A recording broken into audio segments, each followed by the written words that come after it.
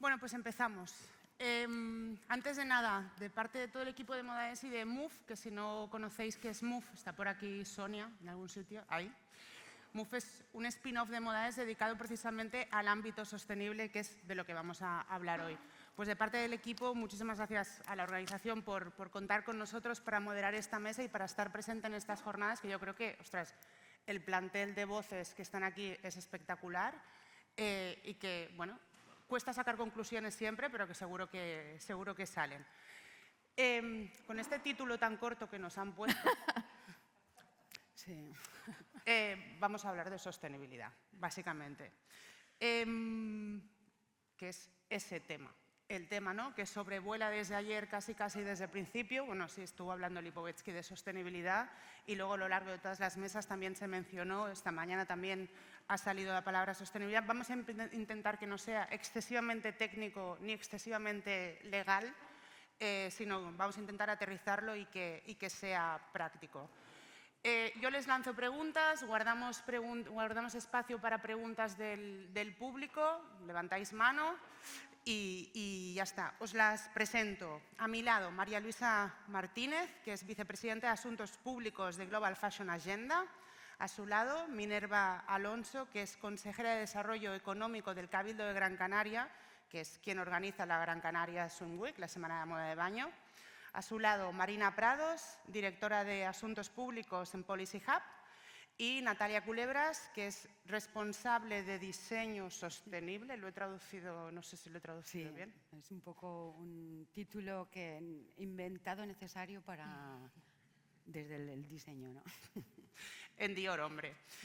Tenemos, por tanto, administración, tenemos entidades que apoyan, tenemos la visión europea, tenemos marca. Nos faltaría un proveedor, ¿no?, que es como el quinto, ¿no?, elemento de este cóctel sostenible, pero bueno, vamos a hablar de todo ello.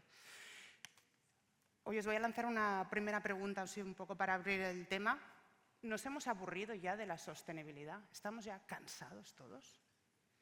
¿Quién se atreve? Bueno, empiezo yo. Venga. Yo creo que no es que nos hayamos aburrido porque todavía estamos hasta muy bebés, ¿no? Porque hay tanta innovación, hay tantas cosas que cada día estamos en... Nos falta a lo mejor a nivel de, como decir, si trabajas en una empresa como diseñador, a nivel creativo, es sobre todo a lo mejor conocer todas esas innovaciones, crearlas con la gente que ya se las estás haciendo y a lo mejor hacer otra sinergia de no separarlas, pero creo que es más que estar aburridos, es que la gente a lo mejor está aburrida de oír esa palabra. Que yo creo que, si somos realistas, es una palabra que no nos gusta a nadie, ¿no? O decirla, o que suena muy mal, y no es atractiva, y a lo mejor es, al final, lo que es más necesario es... no es hablar de la sostenibilidad, es hacerla. Y yo creo que eso es lo que al final la gente, o todos, es lo que queremos, que no nos hablen de cosas, puedes hacer esto, lo otro, es decir, vamos a hacerlo, que sea real, está ahí y al final está al uso de todos, ¿no? Yo creo vivimos en la sociedad de la inmediatez y a lo mejor sí tenemos la percepción de que estamos aburridos de esa palabra o de que necesitamos otra. Pero lo más importante, que coincido contigo plenamente, es pasar a la acción. Es decir, tenemos que integrar ese concepto en nuestra vida diaria, tenemos que adaptarlo a los ámbitos donde trabajamos y también tenemos que revisarlo. Tenemos que revisar las prácticas en esta materia desde un punto de vista más global. A nosotros, en el Cabildo de Gran Canaria, que llevamos a cabo un modelo de ecoisla desde hace 11 años y lo hemos ido transfiriendo de manera progresiva a las distintas áreas de gobierno, y aterrizo en desarrollo económico para no liarme, concretamente en el programa público de moda también nos ha costado 11 años introducir en las líneas de subvenciones a las empresas, pues valorar las prácticas en materia de sostenibilidad. en nuestro plan de internacionalización con la Cámara de Comercio, coincidir con ese código de conducta, con las distintas alianzas, la Fashion Council europeos y también con la Asociación de Creadores Moda España, introducir en nuestra convocatoria para participar en nuestros eventos también criterios que puntúen las prácticas sostenibles, no solo de las empresas de moda, sino de las empresas que van a organizar los eventos en la isla de Gran Canaria. Por lo tanto, creo que es un proceso progresivo de integrar esa forma y pasar a la acción, de adaptarnos cada uno en nuestro ámbito y también de revisarlo continuamente. Pero decía Minerva, ¿no?, que le han costado al Cabildo 11 años, ¿no?, bajar esas líneas. Parece que cuando van a empezar a bajar esas líneas y todo se va a hacer más tangible, estamos hartos, ¿no? Y es un poco el discurso, ¿no?, que se mueve, o no sé si lo veis así, María Luisa. Yo realmente lo que vemos con marcas con las que trabajamos y el contexto actual es que, por supuesto, la presión geopolítica ha llevado a recortes también en equipos de sostenibilidad, eso es un hecho, pero tampoco nos lo podemos permitir, porque al final, como se decía en el panel anterior, la sostenibilidad se ha convertido también en una ventaja competitiva. Entonces, en ese sentido, sigue en lo alto de la agenda. Lo que vemos sobre todo de cara a las marcas de las que estamos hablando hoy, ¿no?, de la moda de autor, es que es la palabra adaptación la que está tomando más el relevo a sostenibilidad de forma más general. ¿Adaptación a qué? Al cambio climático. ¿Y por qué? Porque realmente el coste de no actuar es más grande que el coste de adaptar, sobre todo a nivel de fábricas, las consecuencias del cambio climático que ya estamos viendo en las temperaturas en las fábricas, en huracanes, en fenómenos meteorológicos que no nos podemos permitir.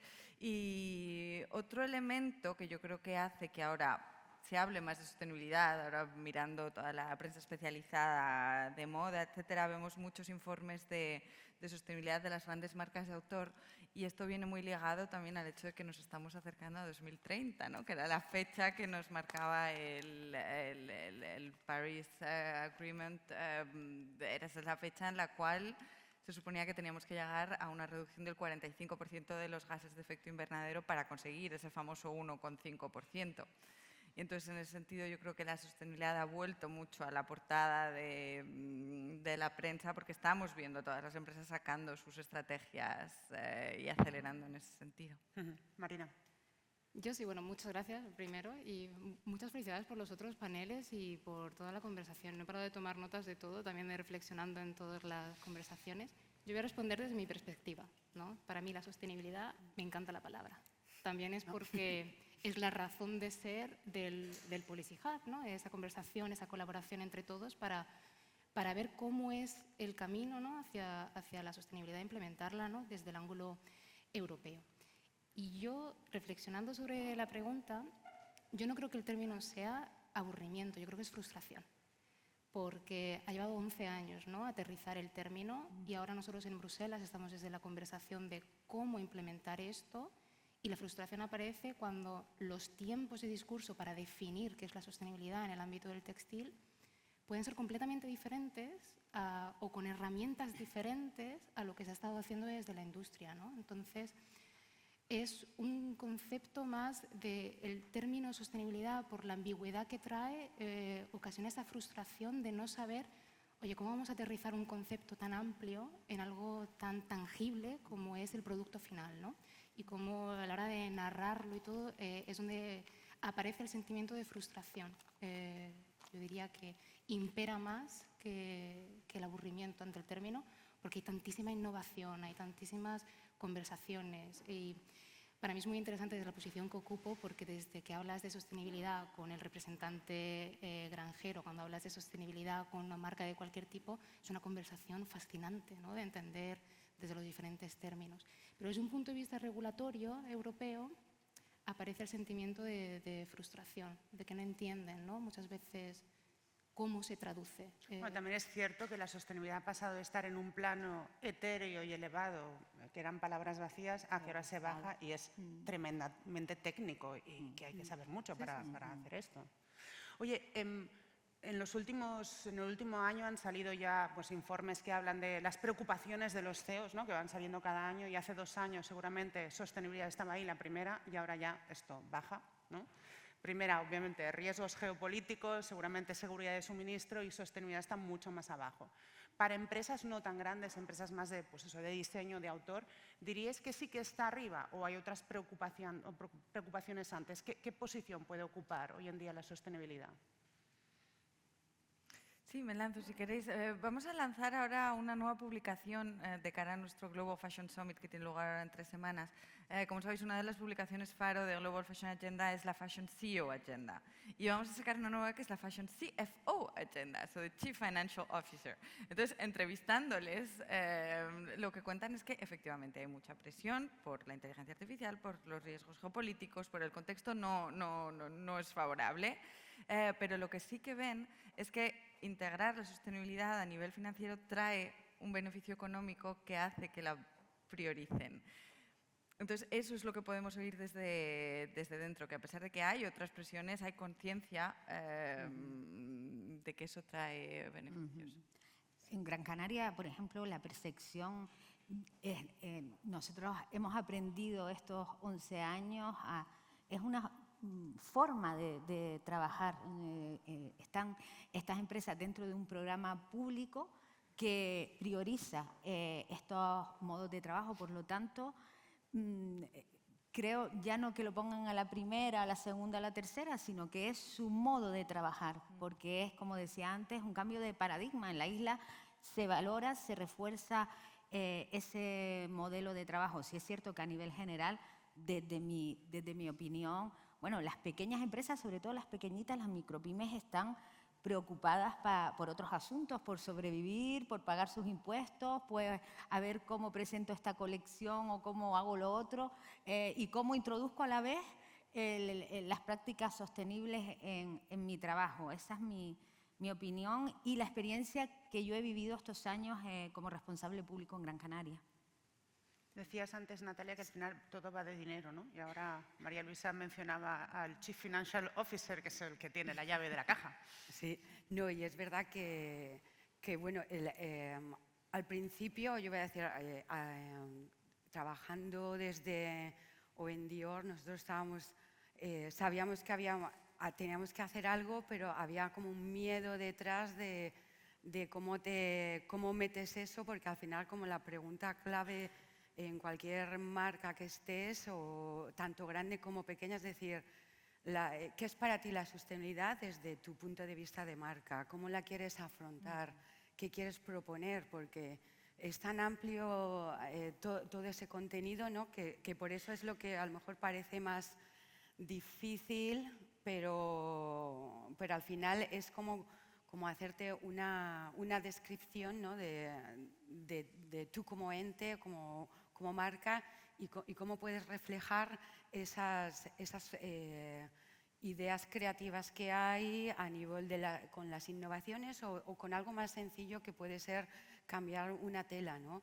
Pero todas esas etapas parecían muy complicadas, pero era sobre todo no por la visión de lo que quieres hacer, sino por la forma que hay de trabajar, ¿no? Desde el sistema de producción, cómo tienes los equipos, y es un sistema que no existía. Y entonces la preocupación mayor era, ¿cómo voy a cambiar yo ahora todo esto? Desde Italia, con la gente que va así, le voy a pedir a todos los suppliers que tengan un certificado. Me encanta esta tela, trabajo con ellos, no lo tienen, venga, vamos a ayudarles, ¿no? Entonces, es como todas esas como problemáticas que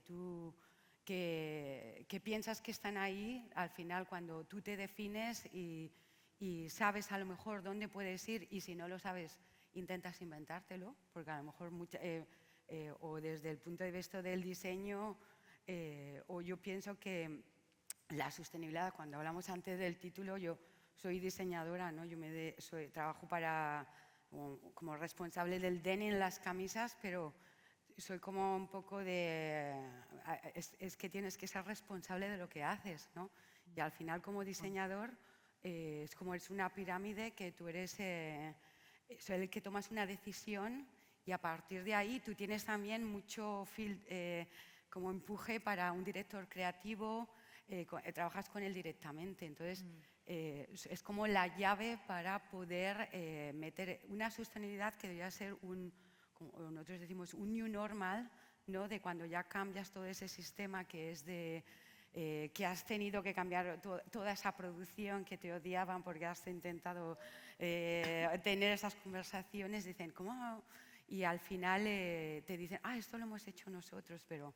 Y no te dan ningún crédito, pero dices tú, te da igual, lo importante... Oye, y Natalia, ese new normal que estás describiendo, ¿hay que explicarlo? Porque otra cosa que hemos visto es que hasta hace 5 años seguramente se explicaba mucho lo que se hacía de forma sostenible en las empresas y que ahora ya no. ¿Esto hay que explicarlo o no? Se debería, pero yo al principio, porque a veces la gente piensa que esta es una marca de lujo muy grande, es súper fácil hacer todo eso. Y yo creo que es al revés, es todo lo contrario. Es lo más complicado del mundo porque tú estás haciendo política y quieres hacer ropa y quieres hacer algo que esté bien y te lo quieres poner, pero es como una mezcla de todo, ¿no? Y al final, cuando decimos el New Norma, es como es eso de normalizar la forma de diseñarlo y todos esos actos que al final tú no tengas que tener un departamento de sostenibilidad. Nosotros o te pones un título más, pero no queríamos eso, es desde el punto de vista de que todos los...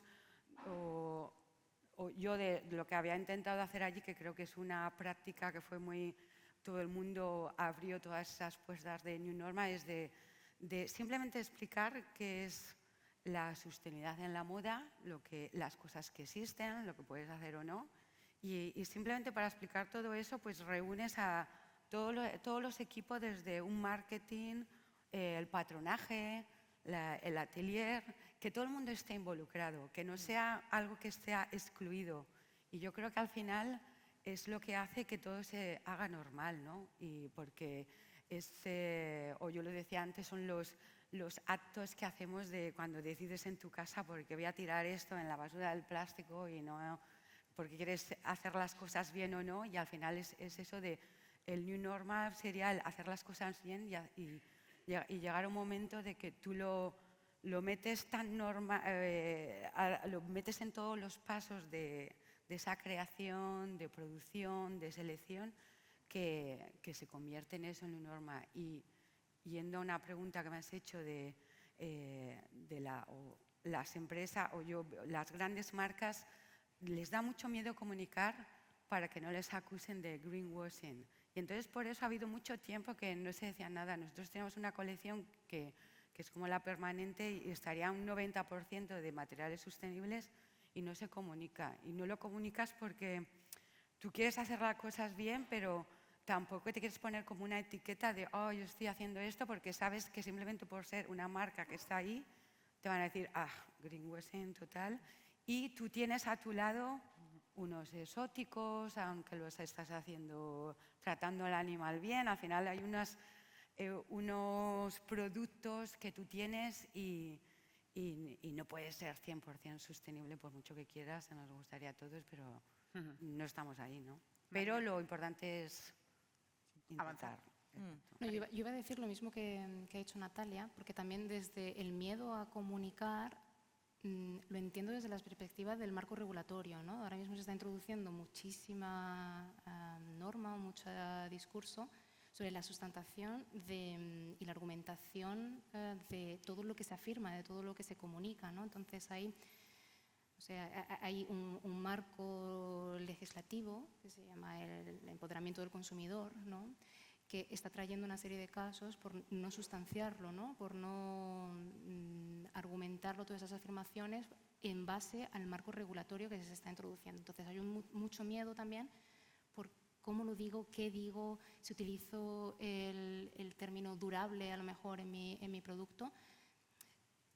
Hay muchísimo riesgo de que el producto vaya a ser parado y investigado. Entonces hay muchísima conversación también, el miedo recae en cómo se va a interpretar, ¿no? Desde el marco legislatorio y el implementar esa norma. Y también sobre el nuevo normal, la nueva situación normal de ver la sostenibilidad y en relación a tu pregunta de para la pequeña empresa, ¿dónde estaría el posicionamiento de la sostenibilidad? Yo creo que va a estar principal, porque estamos hablando de un margen de aquí a 5 años, ¿no? En 2030 más o menos es cuando se va a aplicar uno de los centros de toda esta conversación regulatoria, que es el reglamento de ecodiseño, ¿no? Entonces, todos los productos que están puestos en el mercado, todos van a tener que cumplir con la normativa de ecodiseño. Entonces, estamos hablando de 2030. Eso quiere decir que va a estar como uno de los pilares fundamentales en esta lógica del nuevo normal, ¿no? De la situación de sostenibilidad como parte intrínseca de toda la conversación. Oye, permitidme entrar un momento en regulación, que al final es un tema clave en el ámbito de la sostenibilidad. Ayer Pepa decía, ¿no?, que reclamaría, no se lo dijiste con estas palabras, que se le pudiera pedir al gobierno, a los gobiernos algo, fuera que legislaran no solo pensando en las grandes, o que se legislaba pensando demasiado en las grandes, unas palabras así utilizo. ¿Qué le va a afectar a los diseñadores de este nuevo marco regulatorio? O sea, ¿es todo, es poco, es una parte? ¿Tienen que estar preocupados? ¿Se tienen que poner ya las pilas? María Luisa, Marina, quien empiece, quien ¿Quieres quiera. empezar tú, Mene, que habías empezado ya con el ecodiseño y sigues así? Muchísimo. Va a impactar mucho. Ahora mismo la conversación está girando en torno a contenido reciclado, está girando en torno a lo que se llama robustez de un aspecto más físico, intrínseco del producto. Se está girando en torno a la huella medioambiental, medir la huella medioambiental del producto también. Está girando a reciclabilidad, a reparabilidad. Entonces, todos esos términos van a hacer que se tengan que introducir dentro y verlo desde la lógica del diseño, ¿no? De cómo puedo introducirlo. Independientemente del tamaño de empresa. Es a nivel de producto, el producto se introduce. Lo que nosotros estamos haciendo, parte del trabajo que estamos haciendo en Bruselas, es esto tiene que ser práctico, eso tiene que ser pragmático, eso tiene que ser multidimensional, se tiene que tener una conversación por todos los enfoques, en todos los tipos de marca. Y definir la sostenibilidad del producto no puede ser solamente en el ángulo de contenido reciclado y durabilidad, ¿no? Tiene que ser también desde un enfoque de material sostenible. ¿Cómo se define un material sostenible, ¿no? También que tiene que estar introducido dentro de la conversación, porque también Fabio en el panel anterior ha mencionado diferentes instrumentos legislativos, ¿no? Ecodiseño va a tener un enfoque, un vínculo con cómo se va a tener que pagar, ¿no?, la responsabilidad de una marca ante el producto, la responsabilidad ampliada. Entonces, tiene muchos valores que se van interrelacionando, por lo que es fundamental tener la conversación bien encuadrada. Sí, es verdad que la Comisión Europea, cuando empezó con la Estrategia Textil Europea y a crear todas las leyes, midieron un poco el impacto de cada una de las fases. Y la fase del diseño lleva un 80% del impacto total del producto, entonces es una fase clave en la que empezar a reglamentar. Y luego la otra que vemos clave es la del final, ¿no? Ya la de fin de vida, cuando ya llegamos a los temas de responsabilidad ampliada del productor, etcétera. Algo que cabe recalcar son estos nuevos omnibuses que nos está sacando la Comisión Europea, porque es verdad que en el caso de algunas legislaciones las pymes han logrado salirse un poco del marco, sin entrar mucho en detalles, pero se ha quedado o tienen más periodos para aplicarlo. Ha habido ahí un fenómeno. Es un fenómeno bastante nuevo. Nosotros, hablándolo con nuestros socios y con la industria, lo que vemos es que están un poco sorprendidos, ¿no? Porque realmente un 80% de la legislación europea sigue el camino tradicional propuesto por la Comisión Europea, luego Parlamento, Consejo, etcétera. Y entonces es un proceso que permite a todos los actores dar un poco su opinión. La Comisión tiene consultas públicas, luego pues está el proceso normal de advocacy, ¿no?, de ir a ver a los eurodiputados. Y entonces, bueno, ahora de repente vemos estos omnibuses, hay muchos, además empezaron con el social, hasta el medioambiental, hay muchos otros que se salen un poco de estas reglas del juego tan definidas, ¿no? Es algo muy político que viene directamente de la presidenta de la Comisión Europea, que sacaron un poco con el objetivo de streamline algunos de los requirements, perdón, no me gusta decir palabras en inglés, pero no me da. Requerimientos. Sí, justo. Y entonces el objetivo era realmente intentar ir hacia una armonización, pero está creando confusión y estamos volviendo atrás en legislaciones que ya se daban por sentadas, como la de diligencia de vida, etcétera, así es Triple D, que ahora crean un poco ese punto de interrogación y entonces ahora ¿de qué nos podemos fiar, ¿no? Lo que creíamos que ya estaba y que muchas empresas habían empezado ya a implementar, ahora de repente tenemos otro punto de interrogación ahí. Oye, Minerva, ¿y la administración pública qué puede hacer en este proceso de acompañamiento de un camino que, como nos describe, ¿no?, tampoco está muy claro si va a ser así o así, si va a ser para aquí o para allá? Muchísimo. En primer lugar, yo trato siempre, como soy docente, de adaptar, como siempre digo, el asunto pedagógico también a los asuntos políticos y creo que es interesante e importante. Muchísimo porque primero los poderes públicos, los gobiernos, tienen que hacer una labor educativa en la sociedad en general, en la comunidad, en los barrios, en las escuelas, en el sector privado. Concretamente, nosotros, con nosotras, porque somos mayoría mujeres, por cierto. Por cierto, que no lo hemos dicho, pero estamos en una mesa íntegramente formada por mujeres, yo creo. Eso Se me ha olvidado decir eso, pero había que decirlo. Y el equipo del programa público Gran Canaria Moda Cálida también somos casi todas mujeres y eso también es importante decirlo. Y luego el acompañamiento a las empresas. Ya decía antes que el Cabildo no es una institución, es la institución que gobierna la isla de Gran Canaria, no tiene competencia en materia legislativa, pero sí puede hacer proposiciones al Parlamento, que es quien hace las proposiciones en este marco, pero sí nos incumbe en la economía de la isla y en ese sentido todo nuestro programa de apoyo al sector de la moda despliega líneas de apoyo a las pequeñas empresas, a las micropymes. En este caso, pues como decía antes, la sostenibilidad, a empresas emergentes que están empezando, distintas prácticas, los propios eventos, plataformas para la promoción del talento, muchísimos elementos que tenemos en cuenta, además de la Semana de la Moda de Baño, que es nuestro evento principal, porque nos especializamos en eso. Sí tenemos muchísimas acciones dentro del programa y nos iremos adaptando a lo que las directrices vayan indicando.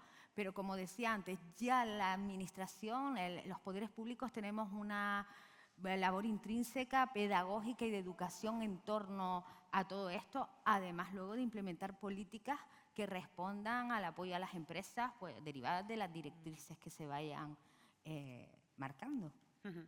Natalia, decían que seguramente el ámbito del diseño es el que está más evolucionado y el que ha hecho más cosas. Entiendo que también es más fácil, o es más sencillo hablar de ecodiseño que descarbonizar la cadena de suministro, ¿no?, que es lejos y complejo, ¿no?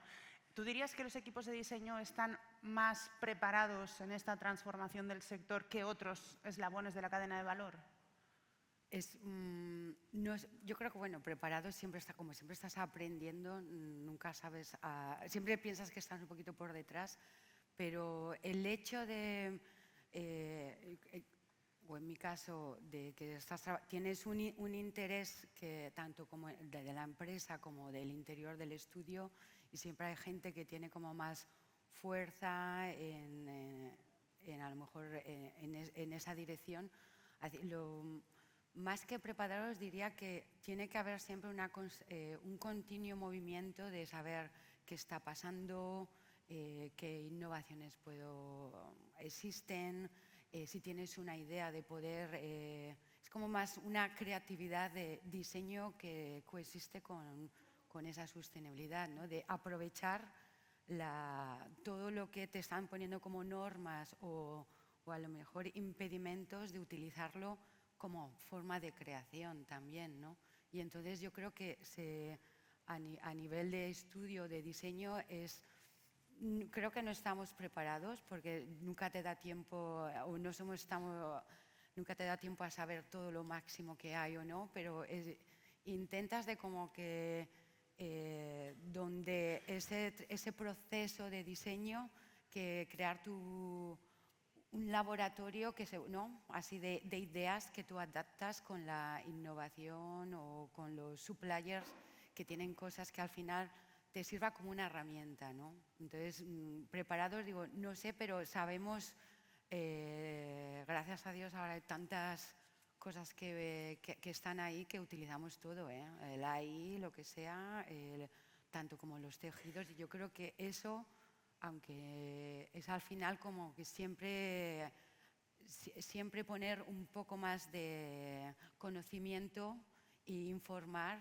Y eso es lo que desde el nivel creativo es yo creo que lo importante, ¿no? De siempre estar curioso y de que haya en los equipos una dirección, un empuje que te digan, oye, está esto, lo otro, irte a ferias, o como estaban antes, Llanología o Comparatex, ¿no? Que yo digo, yo les conozco solamente de eso, de el interés que tienes y haces un intercambio que al final te das cuenta de que aunque no sepas cosas o no estés formado, el proceso, como sigues pensando, lo utilizas como proceso creativo, ¿no? Y de complementarlo y de utilizarlo, de definir que esa preparación, decir, bueno, a lo mejor no estoy preparada, pero tengo un conocimiento del savoir-faire, los bordados, que es lo más importante de aquí. Y entonces, de utilizarlo y cambiarlo. Al final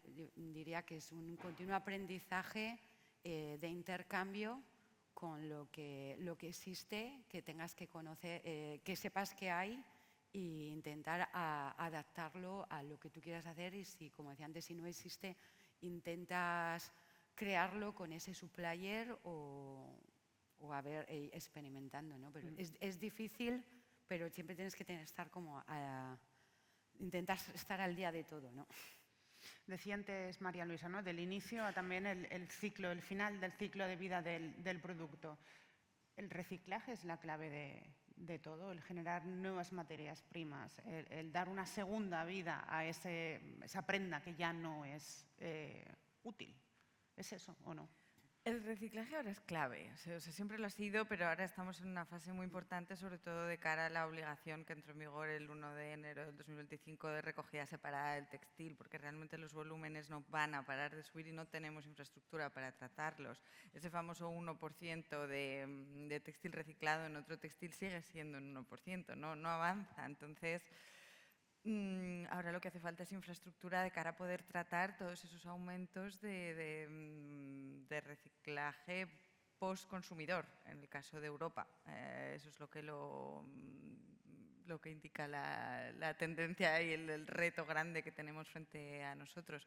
Hay otros retos cuando hablamos de postindustrial, de reciclado postindustrial en los países de producción, pero en Europa ahora el gran desafío es lo que viene del consumo. Claro, pero entiendo que mientras las marcas no demanden ese tipo de nuevos tejidos, de nuevas materias primas, tampoco va a haber inversión para poner en marcha todas esas plantas que hacen falta en Europa, ¿no? Para gestionar el residuo, ¿o no, Marina? Es el círculo vicioso, sí. Es que viene primero, ¿no? ¿El huevo o la gallina, ¿no? Entonces, precisamente la situación en la que estamos y parte de la discusión y el diálogo que estamos teniendo con las instituciones europeas va a ser clave, porque la palanca se va a introducir, ¿no? En el ecodiseño. El contenido reciclado no está en ninguna duda de que va a pasar, tanto requisito mínimo que tiene que tener el producto final, como además de información, ¿no? De informar sobre cuál es el porcentaje, ¿no? De contenido reciclado, pero también es una conversación de hay que crear un mercado de secondary raw materials, no sé si me ha ido el término en español, pero en Europa, ¿no? Y también de cómo gestionar todo lo que va a llegar por la separación, la colección de todo el tejido post-consumer y ver hacia dónde se direcciona, ¿no? Y también la trazabilidad del contenido reciclado es una parte fundamental, que es la conversación técnica que estamos teniendo ahora mismo con la Comisión, porque cómo se puede certificar. Ellos quieren pedir también el origen, ¿no? Del contenido reciclado, si es post-consumer, post-industrial o pre-consumer, ¿no? Entonces ya entra en una conversación de trazabilidad.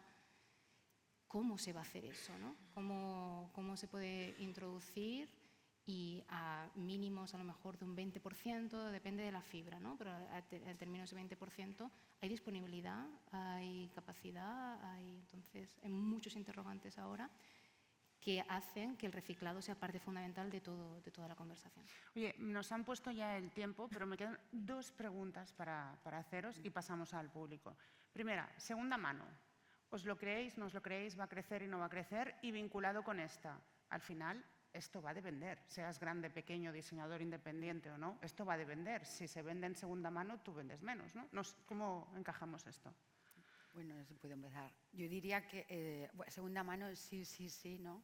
Porque además es como, son referencias de moda, ¿no? Es un histórico, es un archivo. Entonces lo puedes tener también como algo más, depende, puedes encontrar cualquier cosa, pero a nivel de no quitas vender a la marca, porque al final el producto es diferente, es la historia y puedes hasta tener beneficio si lo quieres como creo que Balenciaga no era lo que hacía, tú lo vendes allí, entonces a lo mejor es como, al final es como cómo podemos reinventar las otras formas de crear una sostenibilidad desde el producto cuando el producto ya está hecho, que es una pena a lo mejor destrozarlo para volver a hacer algo cuando realmente al final es ropa, nos gusta la ropa, entonces es como crear otra historia alrededor de decir, como un archivo, ¿no? Yo diría. Yo, Al final creo que, disculpa, no, sí. el asunto de segunda mano, el tema de la innovación juega un papel muy importante. Sí quería añadir algo antes a lo del reciclaje, que quería decir que me parece fundamental, en ello nos va la supervivencia. La gestión de residuos me parece un asunto en el que hay que resolver muchísimas cuestiones en las islas. Tenemos más dificultades porque somos una región ultraperiférica, aislada del continente y con una realidad muy singular, pero sí también lanzar un mensaje hacia el aprovechamiento de los recursos naturales, es decir, vamos a pensar en reciclaje, pero también en aprovechar los recursos naturales. En Gran Canaria lo estamos haciendo con la fibra de la platanera. Se está volviendo a plantar algodón en el sureste, antes por escuchar a Pepa, en el sureste de Gran Canaria se está volviendo a plantar algodón y hay un pequeño movimiento agrario en el norte de la isla que va a empezar otra vez con el lino. Por lo tanto, reciclaje sí, pero también aprovechamiento de los recursos naturales y en Gran Canaria también vamos en esa línea que nos parece muy importante e interesante para aportar a ese modelo de sostenibilidad. Sí. Segunda mano. Yo creo, perdona María. Yo creo que el enfoque primero, la prioridad absoluta en la conversación europea es durabilidad, que el producto dure más. Esa es la prioridad primera que está. En el caso del diseño de autor también intervienen otros factores, como es un concepto de durabilidad más amplio, ¿no? Más no solo de capacidades intrínsecas, pero también de capacidades de ese vínculo, ¿no? Emocional. Que esa conversación a nivel legislativo se está teniendo, pero es complicada porque aterrizarla en un ámbito regulatorio hay que tener una serie de matrices que te ayuden a medirlo de forma armonizada, ¿no? Entonces, esa conversación se está llevando.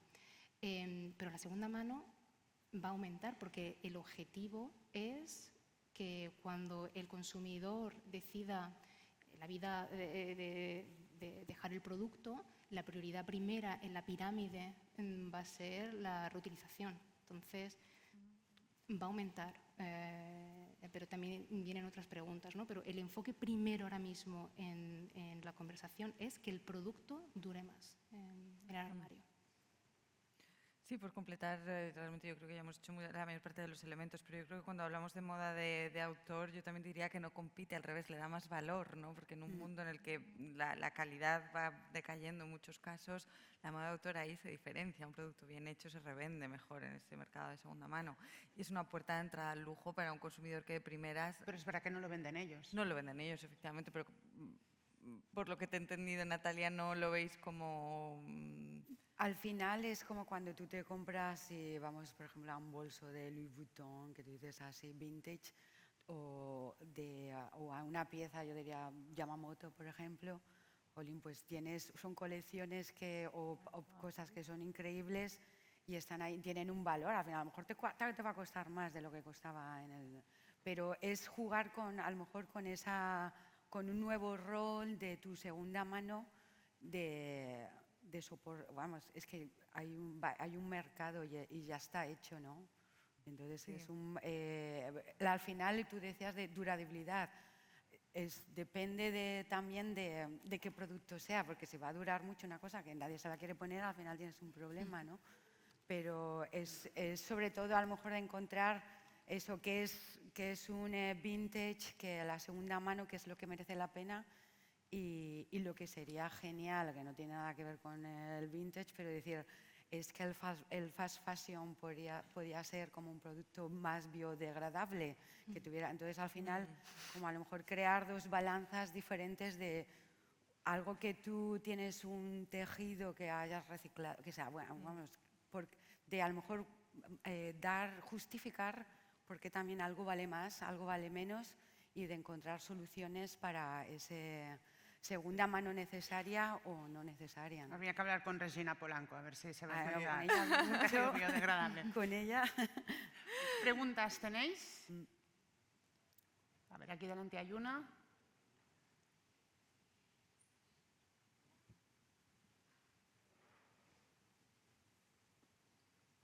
Os voy a pedir que seamos breves y así nos da tiempo a muchos.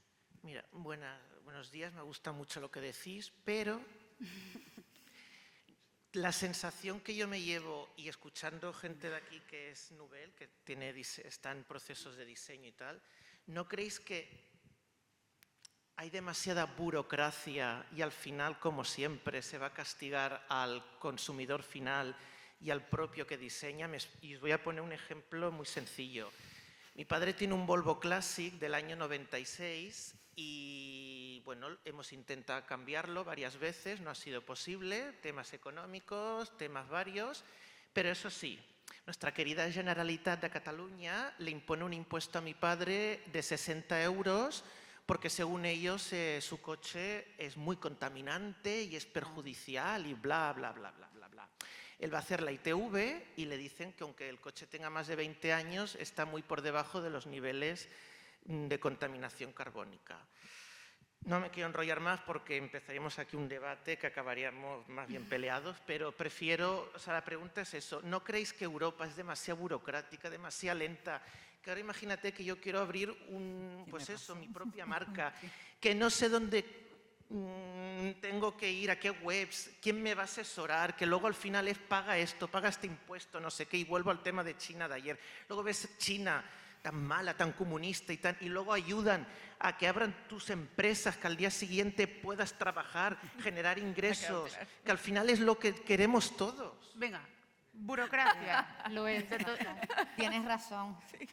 No, es que os estoy escuchando La con perdone y tengo la sensación de que yo voy a salir de aquí aún con más preguntas que respuestas. La simplificación administrativa Es una mierda. causa pendiente, una deuda pendiente en España y en la Unión Europea también. Bueno, Europa ya. Puedo brevemente, lo es. Y más, el proceso de llegar a la conclusión, llevamos 5 años hablando de ecodiseño, el reglamento de ecodiseño, y todavía no hemos llegado a la conclusión. Exacto. Sí, sí.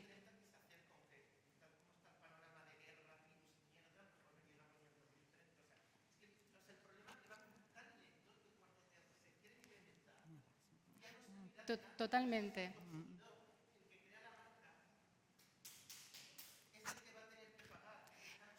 Puedo brevemente, esa conversación sobre armonización, simplificación, la no fragmentación de los marcos regulatorios que se han mencionado en paneles anteriores, ese es el enfoque de lo que se ha mencionado antes en Omnibus. Omnibus no cambia las reglas son las que son, pero se simplifica todo para lidiar con la administración, para todos esos aspectos, ¿no? Streamline. Eso no quiere decir que sea la solución. Porque para la solución hace falta que todo el mundo intervenga en la conversación y se diga, esto no funciona así. La solución tiene que ser esta colaboración en la conversación y parte del trabajo que también estamos intentando hacer, hay un problema enorme en esto y el enfoque está mal puesto. Entonces, todo esto viene bien que se diga también a las instituciones. Sergio. Sí, muy rápido. Son 2 preguntas rápidas. ¿Qué es para vosotros? Pero es durabilidad emocional.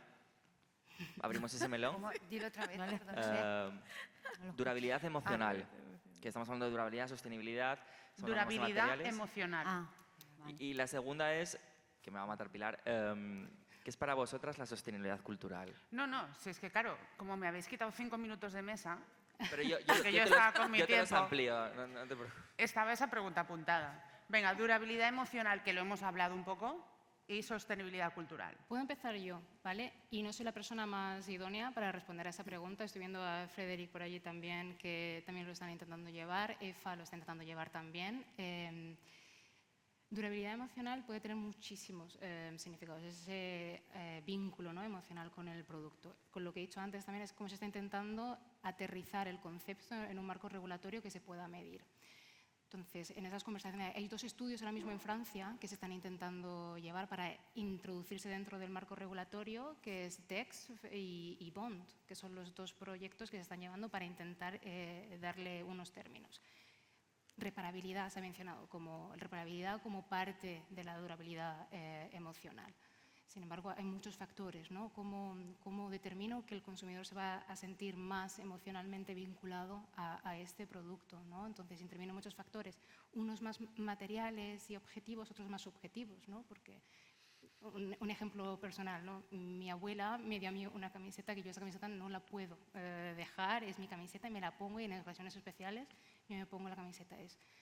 Es un vínculo, ¿no?, también con esa pertenecer a una comunidad, a una marca, como se ha dicho antes. Entonces intervienen muchos factores. Y sostenibilidad cultural lo dejo para... Sí, que yo decía, digo, ¿qué es sostenibilidad cultural? Digo, es lo que te quería preguntar, Sergio, porque es verdad que digo, ¿cómo podemos enfocar o esas 2 palabras? Digo, yo no estoy asociada, la primera vez que lo escucho, ¿no? Pero al final dices, yo diría que al día de hoy tenemos tanta diversificación, tanto de diferentes países, diferentes formas de hacer la ropa y sobre todo las generaciones, ¿no? Que estamos así separadas pero al mismo tiempo unidos. Y yo creo que son todos esos vínculos de lo que existe ahora a nivel de, pues tanto como un Instagram que te enseñas un producto o todas las conexiones que se pueden hacer y la suerte de que podemos saber lo que pasa en todo el mundo, de que al final de utilizar yo intento interpretar qué puede ser esa sostenibilidad cultural, de aprovechar, sobre todo de aprovechar en una forma positiva de qué es lo que puedo hacer con todo lo que existe y llevarlo a tu terreno, ¿no? Minerva y María Luisa. A mí me gustaría, porque Sergio nombró la sostenibilidad cultural y yo me trasladé al baño de Gran Canaria. Nosotros con el baño en la isla de Gran Canaria tratamos de transmitir parte de nuestro patrimonio tangible e intangible, como digo siempre, nuestro carácter costero, abierto, cosmopolita, moderno, inclusivo, multicultural, porque vivimos en una isla también multicultural, de respeto y tolerancia. Nuestra isla es muy abierta en su mentalidad a la hora de recibir a gente totalmente diferente en distintas condiciones. También en el código ético se recoge, y el código ético está visto no solo de dentro, está visto desde fuera, que está, bueno, ya se fue Scott de Fashion Council Berlín, que nos ha ayudado junto a la Cámara de Comercio a tener este código ético, también de ética en el trabajo, con los propios trabajadores y trabajadoras, además de las prácticas sostenibles dentro de las empresas. Yo creo que ese modelo, que es redondo, puede ser un ejemplo de sostenibilidad cultural. María Luisa. Sí, realmente quería ilustrar el mismo punto con otro ejemplo en programa que tenemos nosotros que se llama Fashion Redressed, que es en colaboración con la BBC. Y entonces ese es justo lo que decía Minerva, ¿no? Es ilustrar lo que está pasando en Turquía, en Indonesia, ir a la fábrica, grabarlo, contarlo de una forma en la que al final tengamos todos los elementos, porque al final es algo muy personal, ¿no? Lo hemos hablado aquí en todos los paneles, qué es para ti, qué es para mí, cómo tratas tú la sostenibilidad. Entonces darle un poco este ámbito, este enfoque más holístico que te muestre la perspectiva desde todos los distintos ángulos. Hoy os voy a hacer una última pregunta, porque ya estamos fuera. Os voy a pedir brevedad. Si tuvierais que hacer una lista una to-do list, ¿no?, de 3 cosas que una empresa de diseño de autor se tiene que poner en su lista de sostenibilidad, ¿cuáles son esas 3 cosas? 3, solo 3. Pues si no, son demasiadas, ¿no? Sí, no, y ya... Y ya son muchas. Sí, no, porque, bueno, por supuesto, de no olvidar los valores que tienes en la empresa, ¿no? Eso es lo número uno, ¿no? Y luego, sobre todo, de experimentar y no, yo diría, a ver, la tercera, no sé, te diría sobre todo de lo fundamental es que al final haya, es que no sé cómo diría en español, de compartir, ¿no? De que haya, que todo el mundo se sienta parte del cambio. Una cosa así. Marina. Pues yo diría, durabilidad desde un punto de vista más horizontal, ¿no? También es fundamental, va a ser la pieza clave. Trazabilidad, porque también trazabilidad es el punto de conocer muy bien el producto, ¿no? Que el diseño de autor tiene esa ventaja, ¿no? También sobre otro tipo de diseño y de modelo, de realmente conocer el producto, porque todos los instrumentos legislativos coinciden en lo mismo. Hay que tener estos datos, hay que comunicarlos, hay que combinarlos para tener diferentes puntuaciones y demás. Entonces la trazabilidad va a ser fundamental. Y una circularidad también más amplia, ¿no? De entender la circularidad desde el material que se elige, desde esa conversación y ese esfuerzo, ¿no? Partiendo de la base que la sostenibilidad total es imposible, lo que comentábamos antes, ¿no? De el esfuerzo por tener la conversación más sobre la circularidad del producto. Minerva. Bueno, yo me voy a arriesgar como responsable pública que ha estado interactuando, bueno, en relación con empresas del sector durante estos 11 años. Y si tendría que elegir 3 elementos, para mí el triángulo de la innovación, la identidad y la artesanía, porque en la artesanía puedo incluir el reciclaje y también el aprovechamiento de los recursos naturales. ¿Y María Luisa? Yo diría la primera, integrar la sostenibilidad en el modelo de negocio. Me parece clave. Luego han citado en el panel anterior varios informes. Uno que sigo yo mucho cada año es el de Business of Fashion, se llama State of Fashion y ha salido ya el 2026. Y ellos allí ponen circularidad, resiliencia y materiales. Son los 3 que... Y luego yo diría un tercer elemento sería empezar por algún sitio y comunicar sobre ello. Hacer algo, ¿no? Entiendo que el fenómeno del greenwashing es real, ¿no? Porque al final, después del greenwashing vino el callarse, lo hemos hablado antes, pero realmente elegir 1 o 2 sectores de impacto y comunicar sobre ellos y comunicar sobre el progreso, aunque no sea perfecto, pero al final a veces lo mejor es enemigo de lo bueno, ¿no? Y lo que importa es empezar. Muy bien. Pues lo dejamos aquí. Muchísimas gracias a las 4. Gracias. Muchas gracias. Gracias.